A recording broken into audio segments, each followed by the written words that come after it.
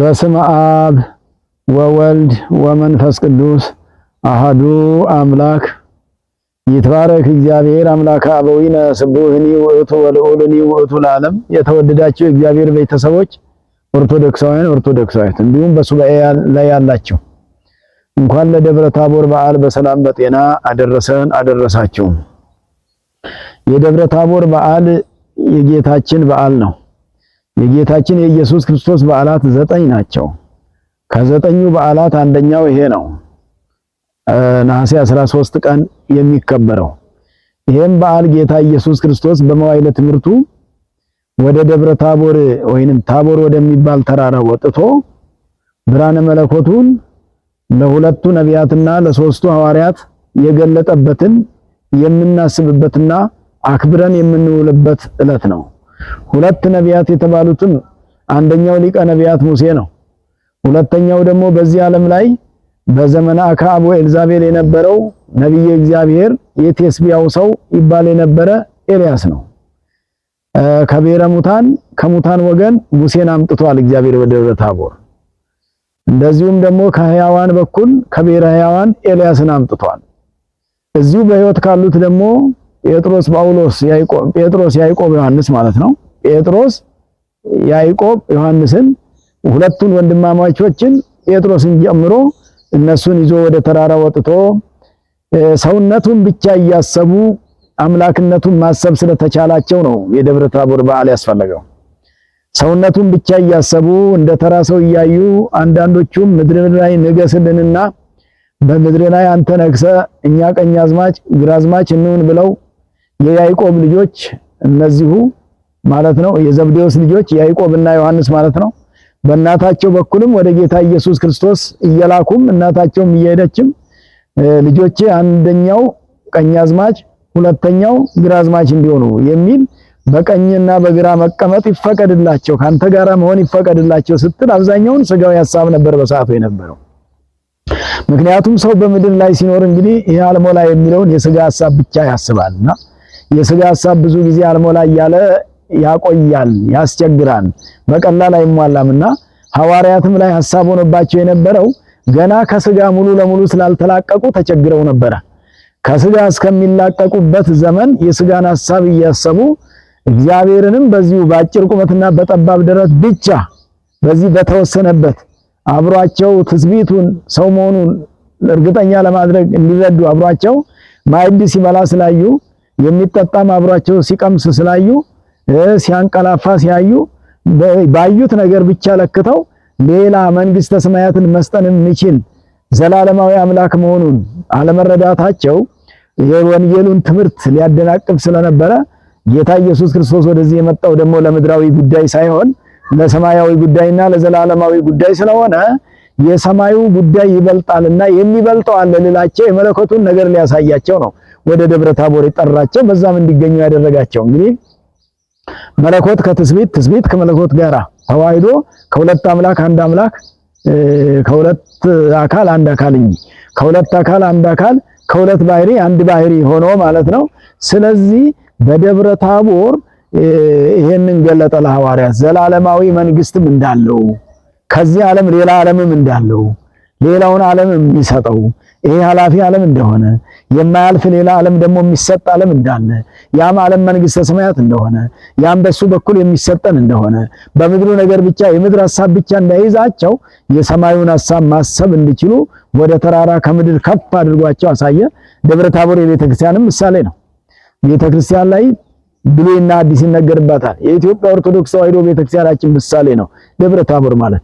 በነቢያት ሐዋርያት የሚመሰገኑባት ነቢያት ሐዋርያት ከምን ታነጽ ዲበ መሰረተ ነቢያት ሐዋርያት ነቢያትም ሐዋርያትም በአንድነት ሆነው የሚታሰቡባት መታሰቢያ የሚደረግላቸው አማልዱን የሚባልበት ቤተክርስቲያን ናት የኢትዮጵያ ኦርቶዶክስ ተዋሕዶ ቤተክርስቲያን። ስለዚህ ነቢያትና ሐዋርያትም ዛሬ የሚገኙባት ናት። ስራቸው ይነገርበታል። በዚች በቤተክርስቲያን ላይ ስራቸው የሚነገርባት ቤተክርስቲያን ስለሆነች በአዲስ ኪዳን ደግሞ ሐዋርያቱ ስላሉ ነቢያትም ሐዋርያትም የሚነገሩባት የሚታሰቡባት ጽላት ተቀርጾ በስማቸው ቤተክርስቲያን ታንጾ ገድላቸው ተጽፎ መታሰቢያቸው ተደርጎ የሚታሰቡባት ቤተክርስቲያን ናትና ደብረ ታቦር የቤተ ክርስቲያን ነው። የወንጌልም ምሳሌ ይሆናል። ወንጌል ተራራ ሲወጡት ያስቸግራል፣ ዳገት ስለሆነ። ተራራ ማለት ዳገት ነው፣ ዝም ብሎ የሚወጣ አይደለም። ብዙ ደክሞ ላባን ጠፍጥፎ ነው የሚወጣው። ወንጌልንም ለማወቅ ደግሞ እንደዛው ወንጌልም ለጊዜው ሲማሯት አድካሚ ናት። በኋላ ካወቋት በኋላ ግን ሁሉን ስታሳይ ወንጌል ሁሉን ሲያሳይ ደስ ያሰኛል። ተራራ እንግዲህ በመንግስተ ሰማያትም ይመሰላል። ተራራ ሲወጡት እንደሚያደክም መንግስተ ሰማያት ለመግባትም ብዙ ድካም አለ። እስመ ብዙ ጻማ ሀለወነ ንባአ ለመንግስተ እግዚአብሔር፣ ወደ መንግስተ ሰማያት ለመግባት ብዙ ደክሞ ነው የሚወጣው፣ ብዙ ደክሞ ነው የሚጸደቀው። አባቶቻችን ደክመው ለፍተው ዛሬም የምትጾሙ የምትጸልዩ በሱባኤ ያላችሁ ሁሉ ድካም ሁሉ ለመጽደቅ ስለሆነ ለመጽደቅ ድካም አለ፣ ዝም ብሎ ጽድቅ ስለሌለ ማለት ነውና ኃጢአታችንንም አስበን ስለምንደክም በዛም ይመሰላል። ሌላው እንግዲህ ወደ ደብረ ታቦር በወሰዳቸው ጊዜ ጌታ ኢየሱስ ክርስቶስ በፊታቸው ተለወጠ ይላል ቅዱስ ያሬድ። ወተወለጠ አርአያሁ በቅድሜሆሙ፣ መልኩ በፊታቸው ተለወጠ። ወንጌልም ላይ አለ። እንግዲህ ወንጌሉ ነው በድጓው እየተባለ የተዘመውና መልኩ በፊታቸው ተለወጠ ማለት የሥጋ መልክ ብቻ ነበር ሐዋርያት የሚያውቁት። የመለኮት መልክ መጣ ማለት ነው። ረቂቁ መልክ መጣ ማለት ነው። ረቂቁ መልክ ይሄ መለኮት የብርሃነ መለኮት መልክ፣ ለምሳሌ የመለኮት ብርሃን ከዚህ ዓለም ብርሃን ይለያል። የዚህን ዓለም ብርሃን ጨለማ ይፈራረቀዋል፣ ጠፈር ደፈር ይከለክለዋል። የመለኮትን ብርሃን ግን ምንም የሚፈራረቀው የለም። በቀን ይጨልማል የሚባል በሌሊት ይጨልማል በቀን ይበራል የሚባል ነገር የለውም። የመለኮት ብርሃን ጊዜያዊ ብርሃንም አይደለም፣ ዘላለማዊ ብርሃን ነው። ለዚህ ነው እኮ ዋልቦ ጽልመት ውስተ መክፈልታተ ህላዊሁ ይላል። በሱ በባህሪው እያርብ ወይትጋባ እስመ ውስቴታ ይሰርቅ ጸዳለ ብርሃን እስመ ጽልመትኒ ይጸልም በኀቤከ፣ ጨለማ ባንተ ዘንድ የለም እንዳለው እንደ ዳዊት እንዳለው እንዲሁም ሊቁ እንዳለው። ስለዚህ መለኮት በስጋ ክርስቶስ እንደማንኛውም ሰው ሲመሽበት እሱም እየመሸበት መሽቷል ብሎ ሐዋርያት ጋር በጨለማ ያድር ነበር እስከዛ ድረስ። የዛለት ግን የሚመሽ ነገር ሳይሆን የማይመሽ ነገር አሳያቸው፣ ምሽት የሚባል ነገር እንደሌለ። ስለዚህ ሰዎች ናቸውና ምሽትን ነበር የሚያውቁት፣ ሲመሽ ሲነጋ ነበር የሚያውቁት። የማይመሽ የማይነጋ አይነት ሲሆንባቸው ሐዋርያት ደንግጠው ወደቁ ማለት ነው። ሐዋርያት የመውደቃቸው ማለት ይሄ ተለወጠ ሲባል ተለውጦ ሌላ ሆነ ሳይሆን ያለውን ገለጠላቸው። እሱ እንዲህም ነው ለነሱ ብሎ ያንን መለኮቱን ሳይገልጥ መለኮቱን በስጋ ሰውሮ እየታያቸው ስለሆነ የመለኮቱን አያውቁም ነበር እንጂ እርሱ ይሄ በሱ ዘንድ የሱ ባህሪው ነው፣ ለሱ ባህሪው ነው። ለሐዋርያት ግን ከበዳቸው፣ አልቻሉትም፣ ወደቁ ይላል። እንግዲህ ወደ ደብረ ታቦር ተራራም ሶስቱን ብቻ ለይቶ የወጣበት ምክንያት እነዚህ ብዙ ጊዜ ጥያቄም ያበዛሉ። በምድርና ይሄ ዘላለማዊነቱን በደንብ ለማመን ይቸገሩ ነበረ። ክደትም በልባቸው ይመላለስ ነበር ይላል ተርጓሚያን አባቶቻችን ሲናገሩ። እንዳይጠራጠሩት አምላክ እንደሆነ በደንብ እንዲያምኑ ስለፈለገ ነው ለይቶ የወሰዳቸው።